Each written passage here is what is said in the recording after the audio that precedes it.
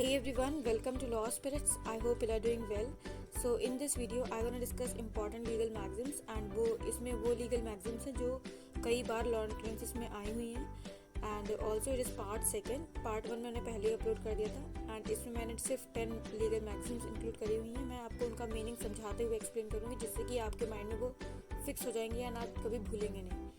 Then it is important for all the law entrances conducting over India.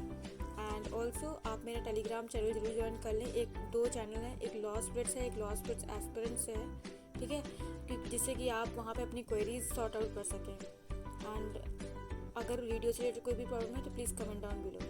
First is पर इंक्यूरियम जिसका मतलब होता है मिस्टेकन डिसीजन. ओके, एंड अगर हम देखें तो पर इंक्यूरियम का मतलब होता है एक तरीके से lack of something. Understood? Lack of care.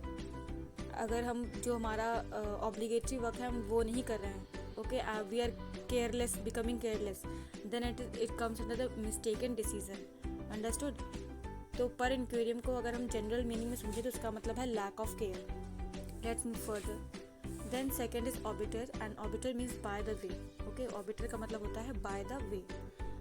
So third is ignorantia juris non excused. इसको लर्न करना काफ़ी इजी है जिसका मतलब होता है ignorance of law is no mistake. Okay, ignorantia से इग्नोरेंस हो जाएगा. Then juris is for your law. After that non is no. Okay, means absence of something and excused means excuse. मतलब कि अगर हम कहें कि हमें लॉ नहीं पता था इसलिए मुझसे मिस्टेक हो गई, then it is no excuse and it means wholly that ignorance of law is no mistake. Then fourth is your quid facet per alium facet per se. Okay, and ये learn करना काफ़ी easy है. Actually जो vicarious liability वाला concept जो होता है ये मैक्सिम उसी से ही रिलेटेड है.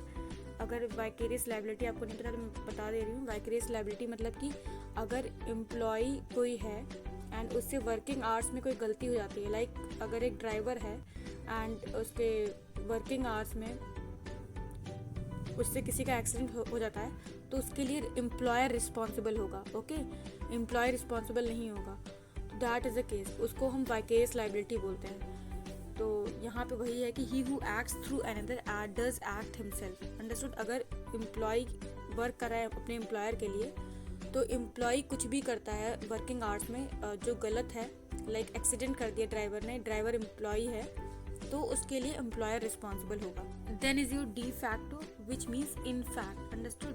Facto means fact. तो इससे आप आराम से लर्न कर सकते हैं कि de facto means in fact. After that sixth is your caveat venditor. And ये जो कैविएट वेंडेटर है बहुत ही ज़्यादा इंपॉर्टेंट है. क्लैट में जब पहले पुराना पैटर्न हुआ करता था तब कई बार आ चुका है. इसका मतलब होता है सेलर बी वेयर. ओके, एंड वेंडेटर का मतलब सेलर होता है एंड कैविएट मीन्स बी वेयर. सेलर खुद के लिए खुद रिस्पॉन्सिबल है, वो कॉशियस रहे, उसके साथ कुछ गलत होता है तो वो खुद के लिए खुद रिस्पॉन्सिबल है, बायर नहीं. Next seventh is your jus gentium. देखिए जो भी लॉ में आपका जस्ट या जुडिस वर्ड आता है कभी भी लीगल मैक्सिम में तो उसका मतलब लॉ ही से रिलेटेड होता है. ओके, एंड जेनाइटम मतलब नेशन. तो यहाँ पे उसका मतलब जस्ट जेनाइटम का मतलब है law among the nations. Understood? जो नेशंस हैं, जो लॉ पर्टिकुलर लॉ नेशंस के अमंग कॉमन है तो उसका मतलब हो गया law among the nations. And then after that pari passu. Passu means footing. तो ऑन इक्वल फुटिंग मतलब कि जहाँ पे इक्वालिटी हो, दो अगर चीज़ें रखी गई हैं तो अगर वो इक्वल फुटिंग पे हैं, एक ही पेडेस्टल पे हैं. Understood? That means on equal footing. After that D jure. ये थोड़ा गलत प्रिंट हो गया है, डी ज्योर होगा, डी ज्योर. ओके, सही लिखा है लेकिन वो थोड़ा नंबर उधर हो गया. It means as a matter of legal right. Jure का मतलब बोला है कि मैंने जुडिस ज्योर, जैसे कि यहाँ पे ये था आपका जिस वर्ड था तो उसका लॉ से रिलेटेड है. ओके, तो यहाँ पे भी आपका जो एक ज्योर वर्ड है उसका मतलब लीगल होगा. ठीक है, डी ज्योर मतलब as a matter of legal right, मतलब वो जो पर्टिकुलर चीज़ है वो आपका लीगल राइट है. Like freedom of speech and expression is legal right, तो वो as a matter of legal right. Tenth is your lis pendens. Okay, lis pendens. Lis का मतलब यहाँ पे सूट हुआ आपका and which means pending suit. And आपको suit का मतलब पता होगा, जैसे कि जब भी हम कोई भी अपील करते हैं या फिर कोई भी केस फाइल करते हैं तो वहाँ पे जो उस पर्टिकुलर केस को हम लोग सूट, जो फाइल होता है उसे हम लोग सूट बोलते हैं. अंडरस्टूड? पेंडिंग सूट, जो केस पेंडिंग हो. Thanks for watching. Please like and share this video and subscribe to my channel.